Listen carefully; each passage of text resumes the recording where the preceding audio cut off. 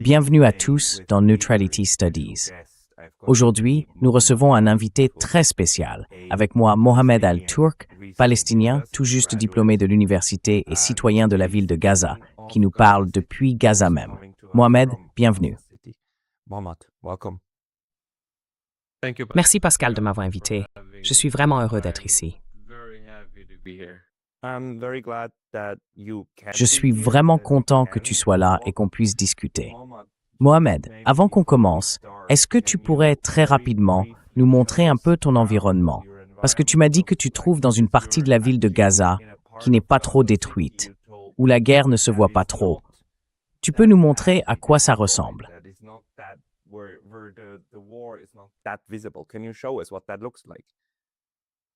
Oui, je peux te montrer à quoi ressemblent les choses dehors par la fenêtre.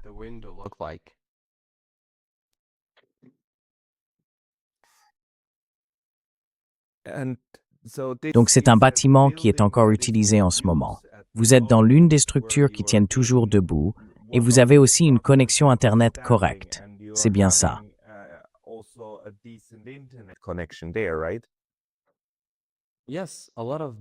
Oui, beaucoup de bâtiments dans la bande. La plupart sont complètement détruits. Mais ceux qui sont seulement endommagés, oui, ils sont habités. Il y a des gens qui vivent à l'intérieur. Oui.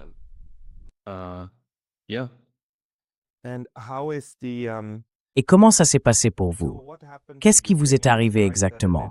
Vous pouvez nous en parler un peu et peut-être aussi nous dire comment ça s'est mêlé à vos études à l'Université islamique de Gaza pendant ces 2 ans et demi de génocide.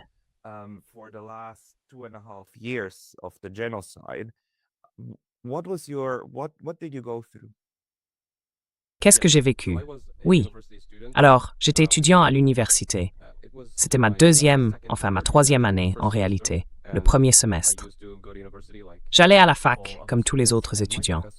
Et mon professeur, vous le connaissez peut-être, c'était Rifat Al-Harib, qui a été assassiné par Israël en décembre 2023. Je m'asseyais souvent au premier rang, tout près de lui, pour bien suivre le cours. C'était quelqu'un de vraiment bien, et il a été assassiné. 2 ou 3 jours après le début du génocide, Israël a frappé l'université. Elle a été bombardée. Le bâtiment de la bibliothèque a été bombardé. Le bâtiment où j'étudiais, où j'avais mes cours, a été bombardé. Plusieurs bâtiments ont été touchés. Je n'aurais jamais imaginé que ça puisse arriver, qu'une université soit bombardée. Et elle l'a été plusieurs fois pendant tout le génocide. J'y suis allé, juste pour voir. J'y vais à pied d'habitude. Il me faut environ 15 minutes pour y arriver. By foot, it takes me 15 minutes to go there. And in January 2025, Et en janvier 2025, c'est là que le cessez-le-feu est entré en vigueur, un jour avant l'investiture de Trump. Je suis allé voir l'université et il y avait un camp pour les personnes déplacées. Quelques bâtiments étaient endommagés, mais pas complètement détruits. Maintenant, ils le sont. Aujourd'hui, 1 an et demi plus tard, tout est détruit à l'université. J'en ai même fait une vidéo. Et j'y suis retourné. Du coup, ils ont dû passer à l'enseignement en ligne. J'ai repris mes études en septembre 2024. J'ai commencé à suivre des cours, des semestres. C'est comme ça qu'on faisait. Et au final, j'ai obtenu mon diplôme il y a 2 mois. C'est une licence et c'était un fichier PDF, pas un papier, pas un vrai diplôme physique, un fichier PDF. Mais j'étais content d'avoir terminé. C'était une université formidable, avec des gens formidables, des professeurs formidables. Voilà, c'est comme ça que ça s'est passé avec mon université. that's how it was with my university. Eh bien, tout d'abord, félicitations pour ton diplôme. Et maintenant, tu es traducteur ou traductrice indépendante. Tu as étudié, si j'ai bien compris, la langue anglaise et tu as obtenu ton diplôme dans ce domaine. Comment est la vie aujourd'hui à Gaza, après 2 ans et demi? Comment va ta famille et tes amis? As-tu perdu des proches? I lost people, at the beginning. J'ai perdu des proches. Au début, c'était en novembre 2023. J'envoyais des SMS à mes camarades de classe pour prendre de leurs nouvelles, leur demander « Eh, ça va ?» Certains ont fui vers le sud, Parce qu'au début, Israël avait donné ses ordres d'évacuation dans le nord de Gaza, demandant à tout le monde de partir. Nous, on n'est pas partis. On est restés dans le nord de Gaza. D'autres ont fui. Et en novembre, ils ont créé ce qu'on appelle le corridor de Netzarim, qui a coupé Gaza en deux, le nord et le sud. À ce moment-là, on pouvait aller du nord vers le sud, mais pas du sud vers le nord. Si quelqu'un essayait de revenir, il risquait d'être abattu. Et c'est ce qui est arrivé à certains Palestiniens. Ils ont voulu rentrer chez eux et ils ont été tués.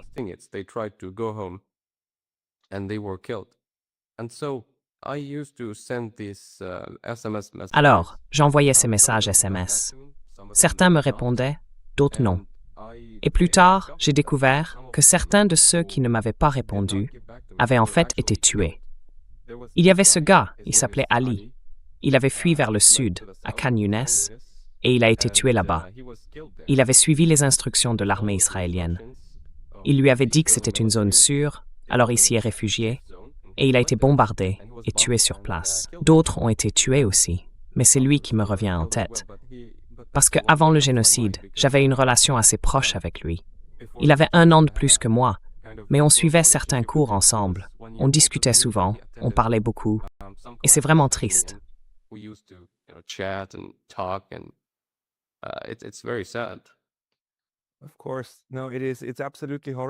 Bien sûr.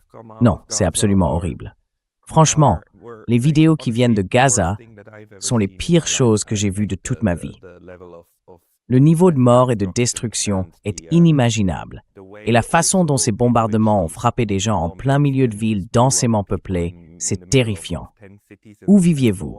Vous et votre famille, comment se passe la vie au quotidien? J'ai aussi vu une de vos vidéos où l'on voit des gens courir derrière des camions-citernes pour avoir de l'eau. Donc même aujourd'hui, les besoins les plus essentiels de la vie sont encore gravement perturbés, n'est-ce pas?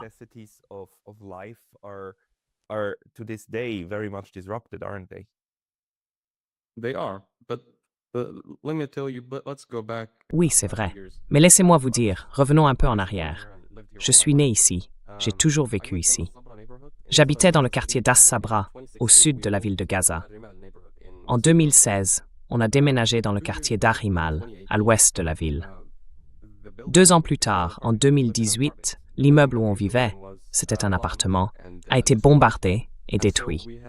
On a donc dû louer un autre appartement dans le même quartier. Et depuis 2018, on vit dans cet appartement en location. Avant, on était propriétaire de celui qui n'existe plus aujourd'hui. Donc depuis 2018, notre maison a été bombardée et détruite. La plupart des habitants de Gaza vivent maintenant sous des tentes. J'ai moi-même vécu ça quand on a fui vers le sud, 2 semaines avant le cessez-le-feu, le grand cessez-le-feu actuel.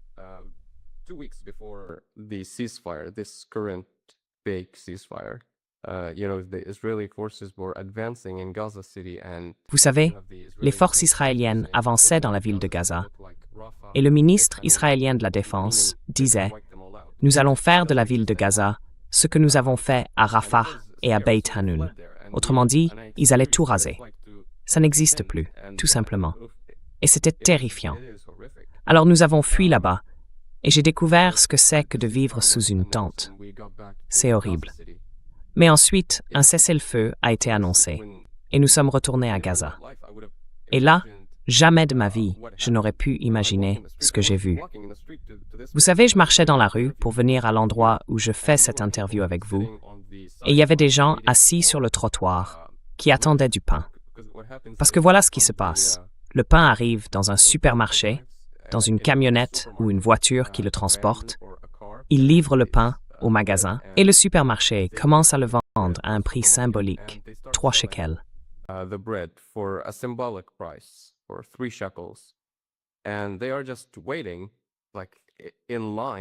Et ils attendent simplement en file que la camionnette arrive. Quand je marche dans la ville de Gaza, par exemple, je vois des gens fouiller dans les poubelles, des enfants en vêtements sales, avec des sacs sur le dos, des femmes, des hommes, des personnes âgées. Et ils ne cherchent pas seulement quelque chose à manger, ils cherchent aussi du carton. Ils s'en servent pour faire du feu, pour cuisiner. Parce qu'Israël limite presque totalement le gaz de cuisson à Gaza. Alors les gens doivent utiliser du bois et du carton. Moi-même, j'ai déjà utilisé du carton. En gros, j'ai une boîte en métal, un genre de cube, mais vide à l'intérieur. It looks like a cube, but it's empty from the inside. And so I put cardboard inside the tin. Alors, je mets du carton à l'intérieur de la boîte en métal et je pose une casserole dessus, avec de la nourriture, comme des pâtes, du riz ou peu importe. Et le feu vient du carton, juste en dessous de la casserole. C'est comme ça que ces gens font. Certains de ces enfants ramassent des bouteilles en plastique. Il y a aussi des gens qui, je ne sais pas trop comment, font fondre le plastique pour en faire une sorte de carburant artificiel. J'ai déjà vu un de ces endroits. C'est sur la plage, et il y a une fumée noire qui s'en échappe. Les gens là-bas sont couverts de noir. Ils essayent de brûler des collants, des bouteilles en plastique, des trucs comme ça, pour fabriquer du carburant, je crois. To kind of make fuel, I think. Like I could just go on and on. Je pourrais en parler encore et encore. En ce moment, tout le monde est un peu en mode survie. Chacun essaye de s'en sortir comme il peut. Selon vous, combien de personnes ont péri dans le génocide? Parce que les chiffres qu'on reçoit, franchement, c'est très flou pour l'instant. Mais ce n'est certainement pas les 60 ou 70 000 dont on parle dans les médias. D'après ce que vous voyez sur le terrain, quelle est votre estimation? Et selon vous, quel pourcentage de la population n'est plus à Gaza aujourd'hui? So the numbers from the Ministry of Health are false. Les chiffres du ministère de la Santé sont faux, parce que ces gens ont perdu la capacité de compter. D'ailleurs, ils ne comptent que les corps qui arrivent à l'hôpital. Donc, si un Palestinien est tué et que son corps n'est pas amené à l'hôpital, il n'est pas compté. C'est un génocide. Des centaines de milliers de personnes tuées, blessées, enlevées ou portées disparues, ce qui veut généralement dire qu'elles ont été tuées ou enlevées par les Israéliens. C'est un nombre inimaginable. Je ne connais pas stats exact, mais je trouve que vous voyez sont faux. Nombre serait bien petit. The actual number is much higher than that. Que se passe-t-il en ce moment? Je veux dire, alors qu'on parle aujourd'hui, le 19 juin, pour la première fois, je crois que les États-Unis ont été contraints d'arrêter l'une de leurs offensives militaires, celle contre l'Iran. Et on voit que le Liban est inclus dans cet accord qui vient d'être conclu. Juste avant de commencer, tu me disais que tu sens que les choses commencent à changer. Tu peux peut-être en parler un peu. Absolutely. I'm very glad and happy that this Absolument. Je suis vraiment content et heureux que cet accord soit entré en vigueur. En gros, c'est une défaite pour les États-Unis et une victoire pour l'Iran. À mon avis, la partie la plus importante de cet accord, c'est le retrait des forces américaines du Moyen-Orient. Alors, ils n'ont pas dit qu'ils allaient tout retirer, mais ils vont clairement réduire leur présence militaire. Et la présence militaire américaine dans la région sert avant tout les intérêts d'Israël. Je pense que vous avez vu que les États-Unis ont utilisé plus d'intercepteurs pour protéger Israël qu'Israël lui-même. Donc quand l'armée américaine réduit sa présence, Israël n'est plus aussi protégé qu'avant. Et donc, voilà, peut-être que ce sera le cas.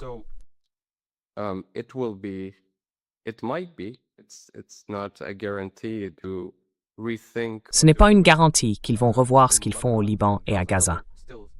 En ce moment, ils continuent de bombarder le Liban et essaient d'avancer. J'ai lu les infos juste avant de venir ici. Il y a des affrontements dans le sud du Liban. Le ministère libanais de la Santé a annoncé que 16 personnes avaient été tuées par Israël pendant la nuit. Et des chaînes israéliennes en hébreu parlent aussi de pertes parmi les soldats et les forces israéliennes. Il y a des morts et des blessés. Les Israéliens sont furieux, je pense, à cause de cet accord. Je suis quelques chaînes israéliennes et certaines s'en prennent directement à Trump, ce qu'elles n'avaient jamais fait avant. Ils l'insultent. Donc c'est une très bonne évolution. Je suis vraiment content que ça se produise et je pense que le vent est en train de tourner contre Israël. I think that the tide is turning against Israel. You know, Israel depends on the US. Vous savez, Israël dépend des États-Unis. Israël, ce n'est pas un pays normal. Quand on regarde comment Israël a été fondé et créé, on voit bien que ce n'est pas un pays comme les autres. C'est une entité étrangère qui repose sur un soutien extérieur. Les avions qu'ils ont, les hélicoptères Apache, j'ai vu leurs avions de guerre, les avions israéliens, et les hélicoptères Apache. Parfois, ils volent à basse altitude au-dessus de la ville de Gaza, et ils lâchent sans arrêt ces leurres lumineux. Je pense que c'est une démonstration de force quand ils font ça. Et tout cet équipement qu'ils utilisent, la plupart vient des États-Unis.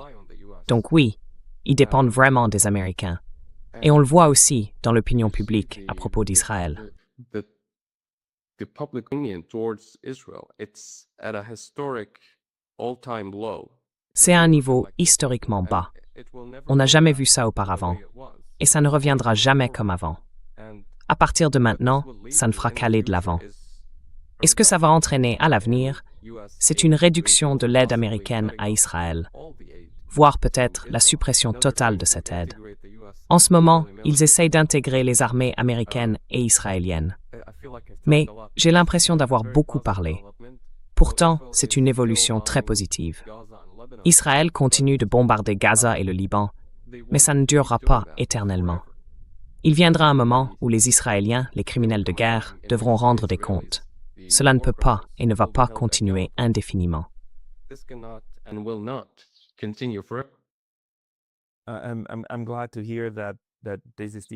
Je suis content d'entendre que c'est l'impression que tu as là-bas à Gaza.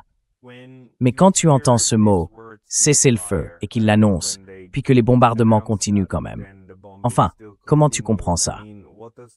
Parce que pour moi, et pour beaucoup ici en Occident, on a souvent l'impression que pour Israël, un cessez-le-feu veut dire que l'autre camp arrête de tirer, pendant qu'eux continuent comme d'habitude.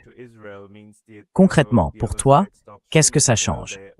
Quand le cessez-le-feu a été déclaré, est-ce que la situation s'est vraiment améliorée ou est-ce que c'était juste une autre forme de souffrance?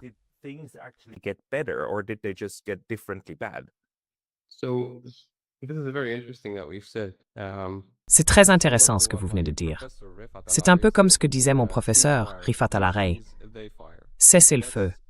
Nous, on cesse. Eux, ils tirent. C'est comme ça que ça se passe. Quand le premier cessez-le-feu a été annoncé, celui qui est entré en vigueur la veille de l'investiture de Trump, tout le monde à Gaza était heureux, moi y compris.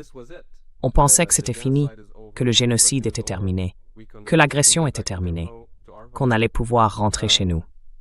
Et bien sûr, Israël a continué à bombarder et à tuer des Palestiniens. Ils en ont tué 150. Et en mars, donc 2 mois après le début du cessez-le-feu, le 18 mars, ils ont repris le génocide à grande échelle. Ils ont lancé des frappes aériennes pendant la nuit, tuant plus de 600 Palestiniens.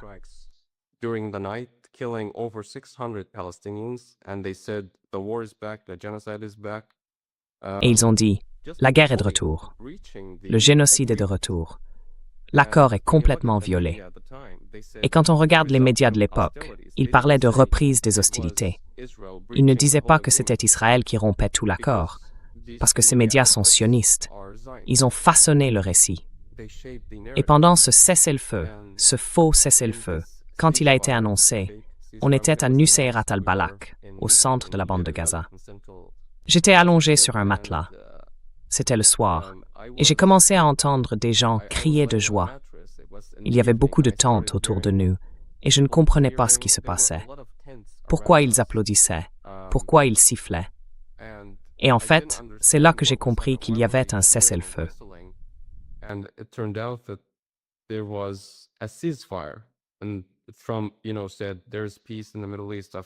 Et Trump a dit, il y a la paix au Moyen-Orient après 3000 ans, ou peu importe. Et moi je me suis dit, ça y est, cette fois c'est la bonne. La guerre, le génocide, tout ça, c'est fini. On va pouvoir rentrer chez nous. La plupart des gens avaient déjà perdu leur maison à ce moment-là. Parce que, dans le génocide qui a suivi le premier, celui qui a eu lieu pendant le mandat de Trump, en gros, ce que faisaient les Israéliens, c'était détruire les maisons à Gaza. Peu de gens savent comment Gaza a été rasé. Mais ce n'était pas par des frappes aériennes. C'était avec des bulldozers. Et ils ont des bulldozers D9, fabriqués aux États-Unis, des engins militaires très puissants. Ils fonçaient simplement sur les maisons palestiniennes avec ces bulldozers, et tout s'effondrait.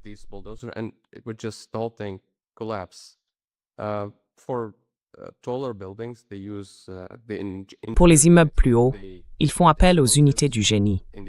Ils placent des explosifs dans ces maisons. Ce sont des bâtiments résidentiels, et ils les font sauter d'un coup, tout en se filmant en train de célébrer. Vous savez, il y avait ce rabbin qu'on a présenté comme un héros à la télévision nationale. C'est un colon de Cisjordanie, et c'est un terroriste. Il conduisait un bulldozer D9, et il est entré à Jabalia. Il y a eu un raid à Jabalia, dans le nord de Gaza, en octobre 2024. C'était sous Biden, évidemment. Et ce que les forces israéliennes ont fait à Jabalia, c'est détruire autant de maisons qu'elles pouvaient.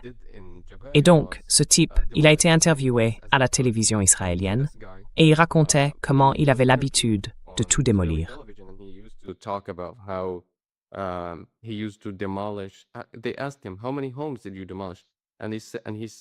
Ils lui ont demandé « Combien de maisons avez-vous démolies ?» Et il a répondu « 50 maisons par semaine, démolies », comme pour montrer à quel point il est dévoué à cette tâche. Il a ajouté qu'ils n'ont plus rien à quoi revenir, en parlant des Palestiniens, qu'ils n'ont plus de numéro d'identité, plus de cartes, plus rien, même pas de souvenirs. Et il était triste du fait qu'il se trouvait à la périphérie de Beit Laïa, au nord de Jabalia, parce que le cessez-le-feu était entré en vigueur et qu'ils avaient dû se replier. Il était triste, disait-il, parce qu'ils n'avaient pas démoli Beit Laïa. Des terroristes. Les choses qu'ils font, les listes qu'ils ont. Et ils font la même chose au Liban. Des sauvages, tout simplement.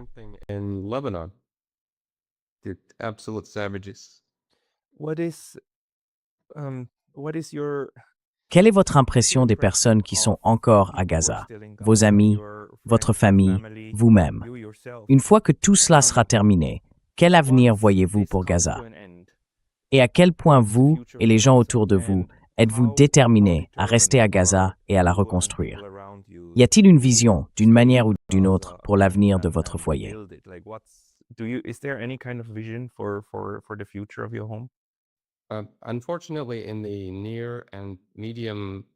Malheureusement, à court et moyen terme, je ne pense pas que ça va continuer. Je crois que les choses vont continuer à se dégrader, comme c'est le cas en ce moment. Hier, par exemple, Israël a bombardé Gaza et tué 3 Palestiniens, ou peut-être 4. Avant-hier, ils ont bombardé Gaza et tué 4 Palestiniens. Et ils continuent de démolir des maisons palestiniennes, même pendant ce faux cessez-le-feu. Donc, pour ce qui est de l'avenir, à long terme, oui, je pense qu'il y a de l'espoir. Un espoir lointain, mais à court et moyen terme, je ne suis pas optimiste, malheureusement.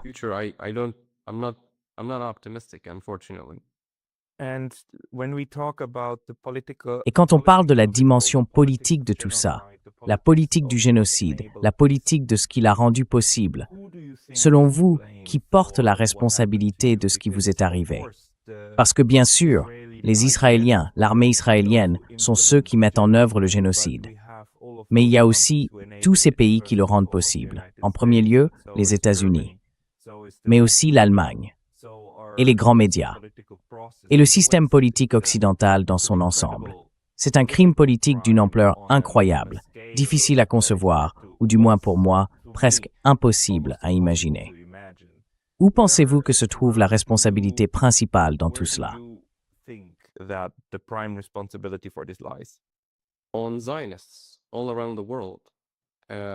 À propos des sionistes partout dans le monde, évidemment, Israël est l'entité sioniste, mais il y a des sionistes, surtout en Occident. Le lobby sioniste est le plus puissant de tous. Il y a quelques années encore, si on disait un mot sur Israël, on perdait son travail, on se faisait poursuivre, voire mettre en prison.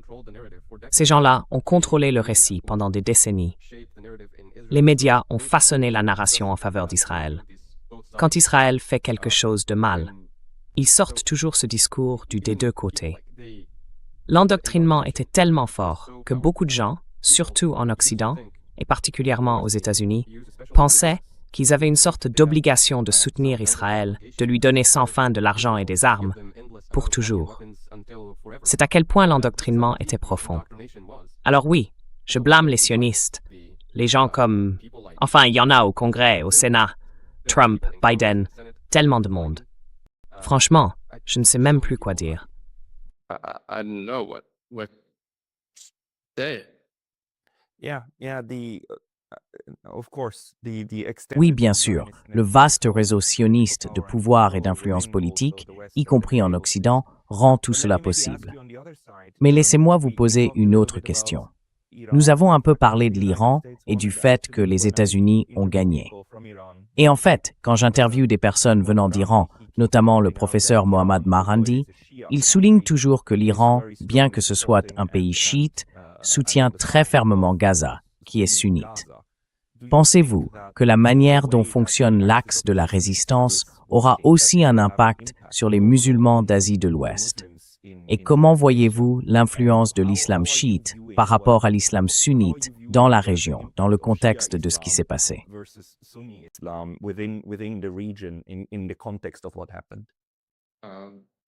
I'm not a theologian, but Je ne suis pas théologien, mais regardez ce qu'Israël fait, ce que l'Iran fait, le Hezbollah et ses Ansarullah au Yémen, ce qu'ils font. Qui d'autre résistait à Israël? Qui d'autre tirait des missiles et des drones sur Israël? C'est un combat. C'est le sionisme contre l'humanité. Et ces gens qui se battent contre Israël, je les respecte et je leur souhaite de réussir davantage dans leur lutte contre Israël et contre le sionisme. Je suis sunnite. Et bien sûr, l'Iran est chiite. Mais ce n'est pas quelque chose à quoi je pense ou que je considère vraiment. Je me dis juste, d'accord, je suis sunnite, ils sont chiites. Voilà, c'est pas quelque chose à quoi je réfléchis. C'est... It's not something I think about. It's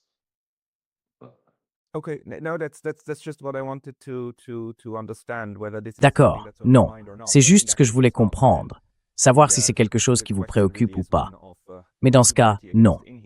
Et la vraie question, c'est celle de l'humanité face à l'inhumanité. Que pensez-vous des perspectives pour l'avenir? Si quelqu'un vous proposait une solution à 2 États, ou une solution à un seul État, ou toute autre forme d'accord politique, à quoi pensez-vous que vous pourriez dire oui, après tout ce que vous avez vécu?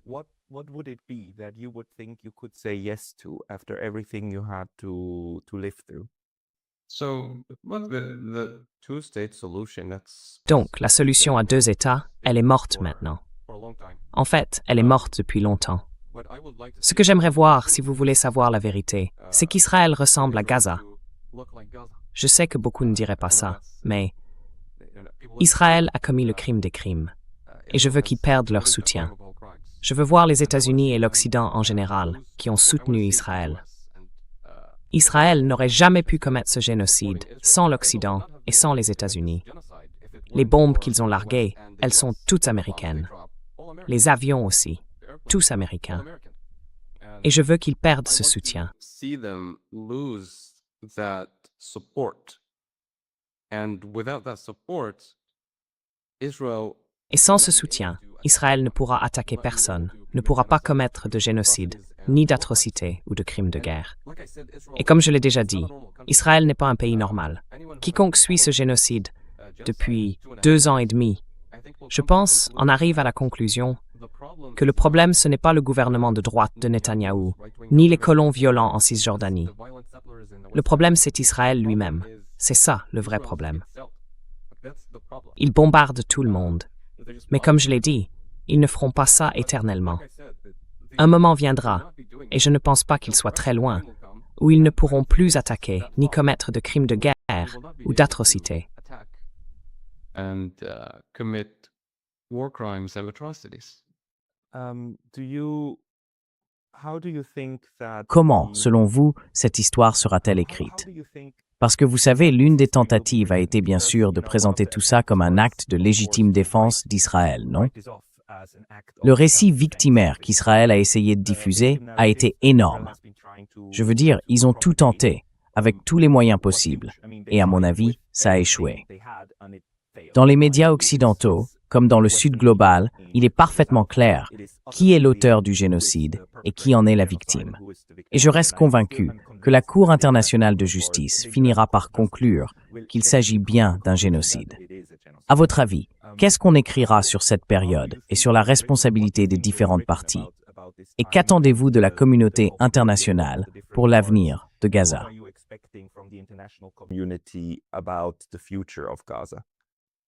How history will be written Comment l'histoire sera-t-elle écrite? about Je pense qu'on dira qu'il y a eu un soutien sans fin à Israël dans la commission de ce génocide, qu'ils ont tout fait pour fournir à Israël tout ce dont il avait besoin, ou même ce dont il n'avait pas besoin, juste pour lui permettre de faire ce qu'il a fait à Gaza, au Liban et ailleurs.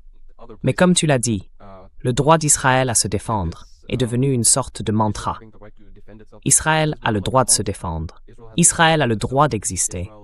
Israël est la seule démocratie du Moyen-Orient. Toutes ces formules ne fonctionnent plus comme avant. Et donc l'histoire sera écrite comme il faut, que c'était un génocide, qu'Israël était le méchant, que les sionistes étaient les méchants, qu'ils l'ont toujours été. Mais ce n'est pas comme ça que les choses étaient présentées. À partir de maintenant, ce le sera. Beaucoup de gens sont complices, Evitz et encouvrant ces crimes, et ils seront jugés. L'histoire les jugera pour cela. for doing that.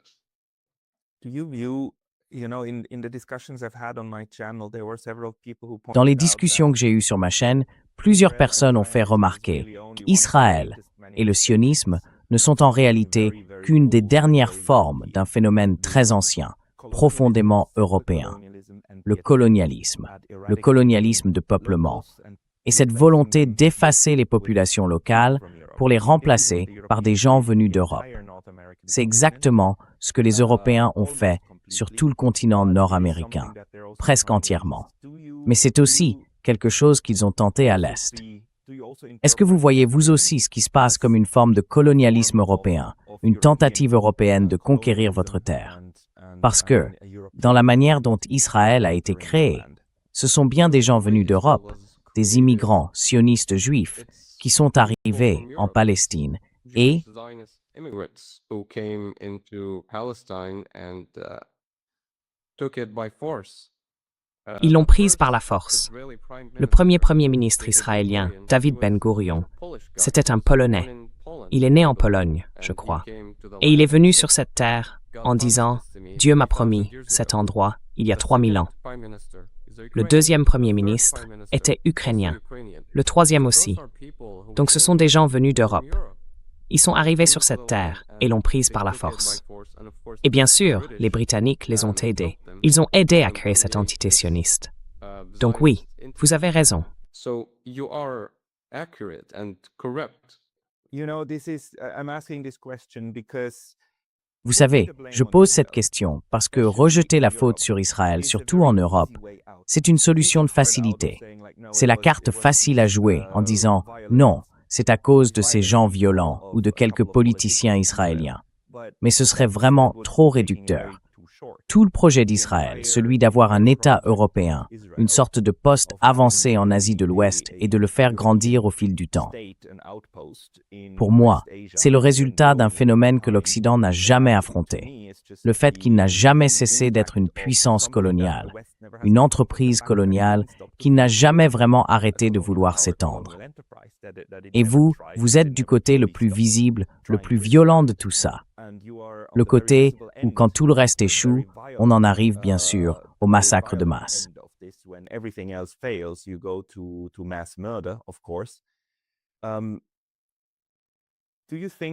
Vous pensez qu'il y a un avenir?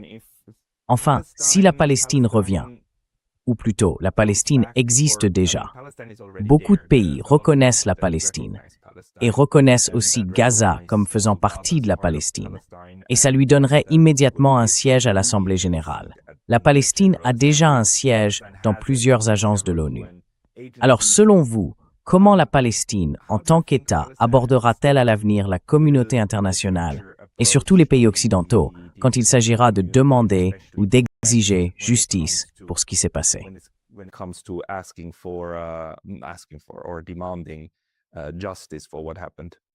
That's an interesting question. So the international C'est une question intéressante. L'ordre mondial dans lequel on vit aujourd'hui est en train de changer, tout comme la communauté internationale. À l'avenir, il se pourrait que, enfin soyons clairs, quand on parle de communauté internationale, on parle surtout de l'Occident. Et je ne pense pas que ce soit quelque chose qui arrivera forcément dans le futur, que la délégation palestinienne exige justice pour le génocide. Je crois qu'on se dirige vers un ordre mondial différent. Peut-être que ces structures existeront encore, peut-être pas. Les choses évoluent. Et honnêtement, je ne sais pas si cela se produira un jour ou non. I don't know if this will happen in the future or not. Yeah. Oui. À ton avis, qu'est-ce que les gens autour de toi vont faire maintenant quand il s'agira de reconstruire Gaza? Quelle serait ta plus grande demande à l'Occident, mais aussi au reste du monde? Comment les gens peuvent-ils aider Gaza dès que la ville sera de nouveau accessible, dès que le siège sera levé? De quoi Gaza aura-t-elle le plus besoin en tout premier lieu? Et comment comptes-tu redonner vie à cet endroit? Well, the one preventing the reconstruction Eh bien, of Gaza is celui qui empêche la reconstruction de Gaza, c'est Israël. Donc la première chose à faire, ce serait de lever le blocus. Certaines personnes m'ont déjà posé cette question du genre « Comment soutenir Gaza ?» Et à mon avis, la meilleure façon de le faire, c'est de soutenir, et là c'est vraiment mon opinion, les médias et les créateurs de contenu qui s'opposent à la propagande sioniste. Des gens qui mènent des enquêtes sur Israël, sur ce qu'Israël fait, des gens qui font ce travail-là. Comme ça, ces personnes auraient plus d'audience, plus de portée, plus d'influence, et pourraient vraiment peser sur l'opinion, pour que le soutien à Israël diminue, qu'il recule, et espérons-le, qu'ils finissent par disparaître complètement dans leur pays. Par exemple, il y a Anthony Aguilar, c'est le lanceur d'alerte du GHF. J'ai regardé plusieurs de ses interviews. C'est quelqu'un d'incroyable. Et je lui ai envoyé un message sur Instagram il y a quelques mois. And I messaged him on Instagram a few months ago. I told him, "Hey, I'm from Gaza and I have Je seen lui ai your dit interviews and « Hé, wanna je thank viens you." de Gaza. J'ai vu tes interviews et je veux te remercier d'avoir pris la parole. » Et il m'a répondu avec un emoji en forme de cœur. Alors quelqu'un comme lui, je pense que beaucoup de gens le connaissent son histoire, savent ce qu'il a vu et vécu dans ces pièges mortels de la GHF. Cette personne a eu de l'influence. Elle a eu un impact. Vous connaissez peut-être le AIPAC Tracker, celui qui fait les graphiques rouges et verts. Eh bien, je pense que ça a été efficace. Donc ces gens-là, ces médias-là, à mon avis, il faut les soutenir. Leur travail mérite d'être soutenu. Et c'est, je crois, ma façon à moi de soutenir Gaza. I think my way to support Gaza. Donc, selon vous, il faut d'abord briser la propagande pour ensuite pouvoir briser le système génocidaire de violence. C'est bien cette logique que vous observez. Oui,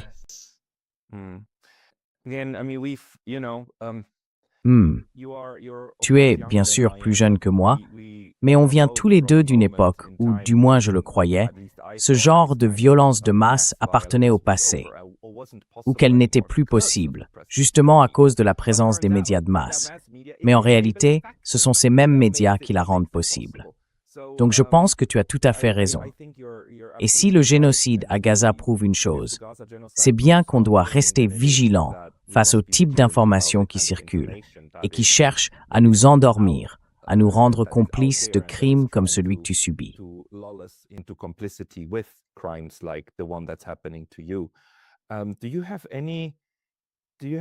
Est-ce que vous avez une idée, une intuition sur ce qu'on pourrait faire pour vraiment percer? Je veux dire, vous d'un côté, vous vivez à Gaza. Vous voyez donc directement ce qui se passe. Et je pense que les vidéos qui sortent de Gaza sont très importantes parce qu'elles permettent à des gens comme moi, à l'extérieur, de comprendre ce que vous vivez réellement. Mais est-ce que vous avez une autre idée, une autre intuition sur ce qu'on pourrait faire pour briser aussi le monopole médiatique sur l'information? Another thing, calling for autre chose. Oui, faire pression sur les gouvernements pour qu'ils mettent fin à leur soutien à Israël, boycotter les produits israéliens, demander un embargo sur les armes à destination d'Israël, le BDS, boycott, désinvestissement, sanctions, demander que les soldats israéliens qui partent en vacances en Europe, en Thaïlande ou ailleurs soient arrêtés, qu'ils soient arrêtés et jugés, couper et empêcher les relations avec Israël, ne pas les autoriser, sanctionner les responsables israéliens, sanctionner le grand terroriste Benjamin Netanyahou et ses sbires, ses soldats israéliens, faire ce genre de choses. Et vous savez, ce n'est pas quelque chose qui se fait du jour au lendemain. C'est un processus, un long processus. Mais au final, je crois que ça portera ses fruits. I believe that it will have results. Right. I think so too. And you know, one of the most surreal Oui, moments for moi me in aussi the je last pense ça. years was Et tu sais, un des moments les plus surréalistes pour being moi in a hotel ces where dernières there were a années, lot of, c'était quand je suis allé en Thaïlande. vacationing. J'étais dans un hôtel où il y avait beaucoup de touristes israéliens en vacances. Et bien sûr, il n'y avait pas un seul touriste palestinien, pour des raisons évidentes. C'est vraiment, tu vois, l'échelle à laquelle un génocide devient un crime commis par plusieurs groupes en même temps, avec un groupe qui peut vivre normalement, partir en vacances, pendant que l'autre meurt en masse. C'est quelque chose que je n'aurais jamais imaginé revivre. Pardon, je te rends la parole. Je t'ai posé pas mal de questions qui me trottaient dans la tête, mais dis-moi, de quoi n'a-t-on pas parlé? Qu'est-ce que tu trouves important que les gens comprennent? Quelque chose que, selon toi, ceux qui regardent de l'extérieur ne peuvent pas vraiment saisir et que tu aimerais leur transmettre. Qu'est-ce qui compte pour toi? Qu'est-ce que tu aimerais dire aux gens? What is important to you? Like something you would like to tell people? Well, talking to someone like you, I think that's a great opportunity. Eh bien, parler avec quelqu'un comme vous, je trouve que c'est une excellente occasion.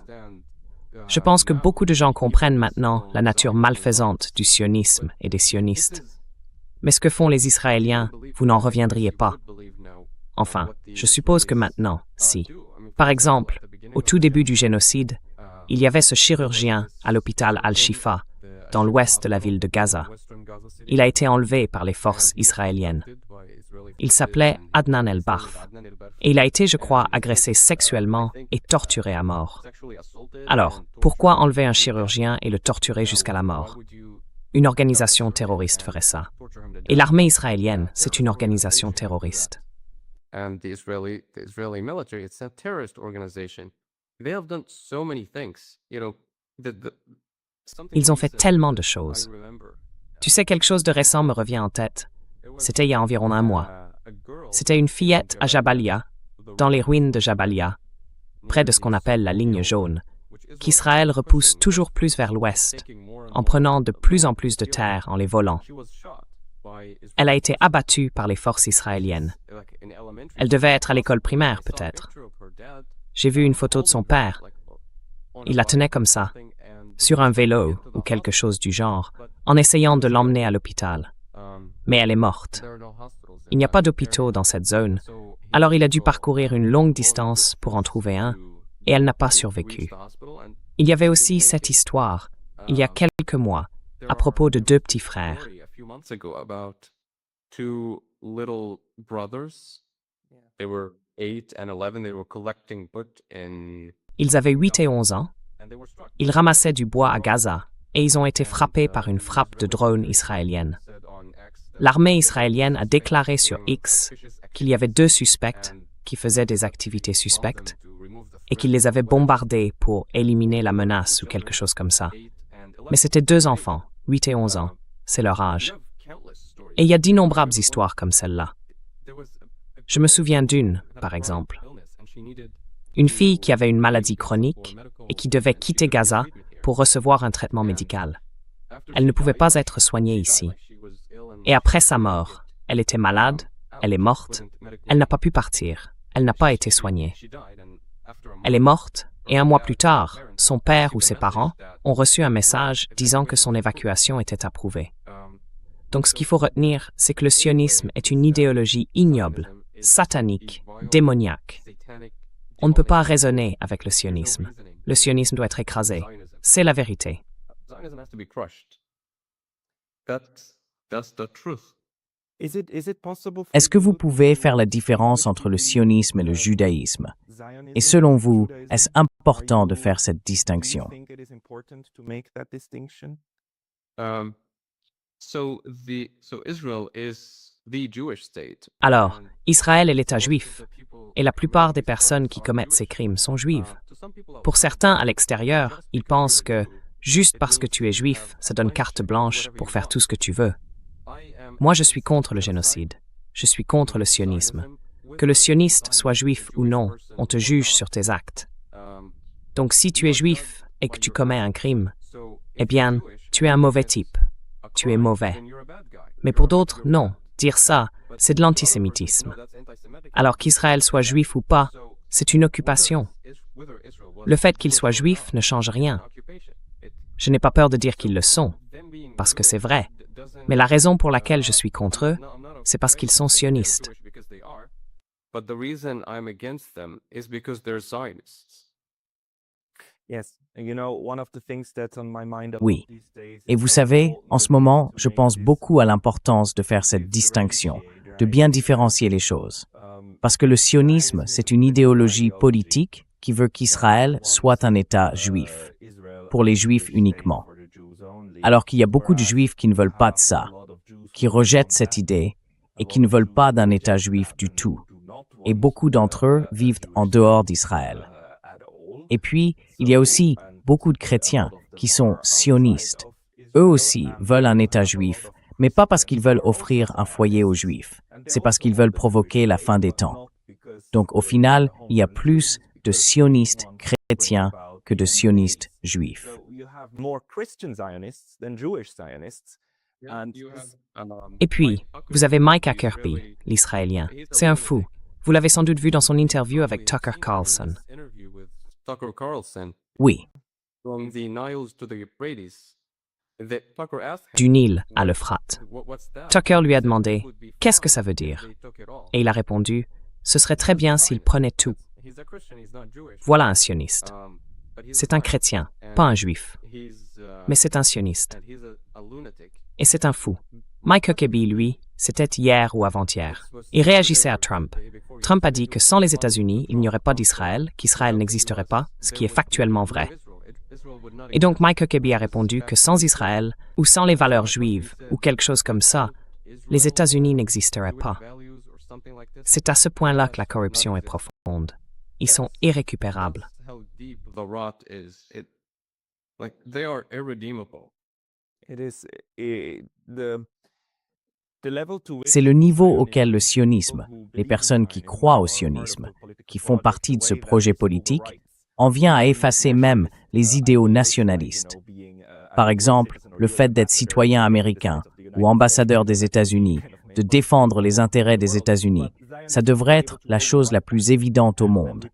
Mais le sionisme parvient à passer par-dessus tout ça et à le remplacer par un tout autre ensemble de valeurs. Avant tout, la loyauté envers Israël en tant que projet politique. Et vous, bien sûr, à Gaza, vous êtes du côté où toute la violence s'abat réellement. Gaza a subi des destructions d'une intensité incroyable. Je veux dire, plus de bombes, plus de kilos de TNT ont été largués sur Gaza que sur Hiroshima et Nagasaki réunis. Peut-être, pour conclure cet entretien, s'il y a encore quelque chose que vous aimeriez que les gens sachent, pouvez-vous le partager avec nous? Ou peut-être aussi vos espoirs pour l'avenir. My hope is for the occupation to Mon end, espoir, for Gaza c'est que to, l'occupation prenne fin, be que Gaza reconstructed, soit to reconstruite, go qu'elle back retrouve the ce way qu'elle it était. was. Et je veux que les gens à And l'extérieur, I comme je l'ai déjà dit, to, agissent, qu'ils aient un impact, work and qu'ils soient efficaces pour s'opposer au soutien que leur gouvernement apporte à Israël. against Comme je l'ai dit, support c'est un processus, gave un long processus. Israel. Ça ne se fait pas du jour au lendemain, Like I said, it's a mais il faut le process, it's faire. a long process. Continuez à réclamer un embargo sur les armes. It should be Continuez à faire pression sur les done. responsables Call for an politiques. arms embargo, keep pressure. Élisons des candidats qui ne soutiennent pas le génocide. Who do not support Continuez à le faire. Et les choses doing changeront. that. Les choses sont en train de changer. Things will change. Je ne les vois pas encore changer ici, à Gaza, I pas don't see them encore. changing here in Gaza. Mais Elle change dans beaucoup d'endroits. But Et ce there are mouvement va changes in continuer. many places, and this will continue to happen.